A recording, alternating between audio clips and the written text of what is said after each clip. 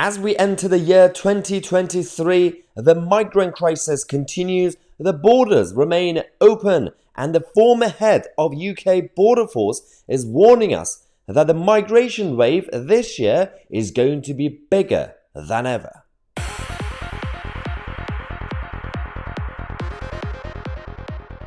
Hello everybody, welcome to the channel that challenges the mainstream media and the political establishment, from the left-wing nutters to the globalist elite.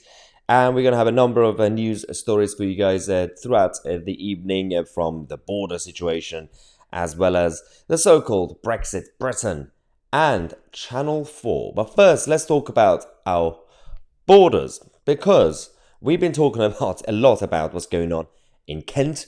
But the issue is not just the small boats. There are also other routes that migrants use to illegally enter the country. There is a problem with mass illegal migration, but let's not forget about mass legal economic migration as well. That is causing a lot of trouble when it comes to public services and housing in this country.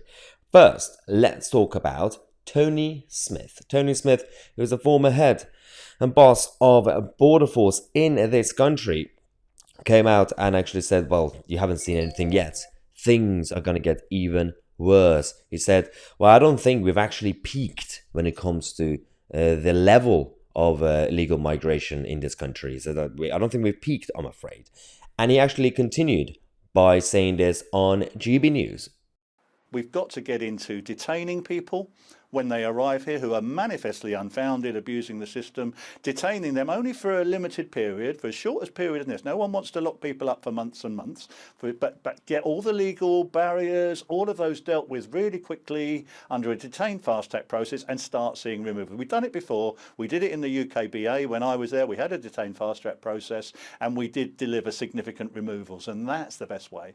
That's the thing. We already have systems in place. That also includes, the excuse of the UN Refugee Convention or the ECHR and everything else, and that's been used by the left-wing lawyers and also the politicians that we have. Our government keep using that as an excuse, saying, well, we can't even send back the Albanians based on that. We have to accept the Albanians. And you've seen on this channel, we reported this a while ago, that the approved percentage of the Albanian migrants who come here, compared to all the other European countries who are also part of ECHR, who are also part of the UN Refugee Convention, but they don't seem to be affected by it. It's because they already have similar systems in place like we do, but they actually use them.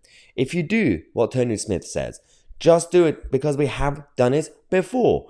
Short-term detention, because we can't do it. He's right, you can't really do long-term detention because that's also going to be a burden on the taxpayer. If you have all these thousands and thousands of migrants in prisons, where are you going to put them? And it's going to be a big problem long-term. But short-term detention, to actually do a fast track, sort out the process, and do deportations. It's not really supposed to be rocket science. I'm not really sure exactly what's going on inside the system right now. We always say there is a massive correlation between incompetency and, of course, a complacency and complicity. So it's all about that. Let me know what you guys think. We're going to take a quick break. I'm going to come back in half an hour with more updates for you guys. I'm Tousi, and we are the media.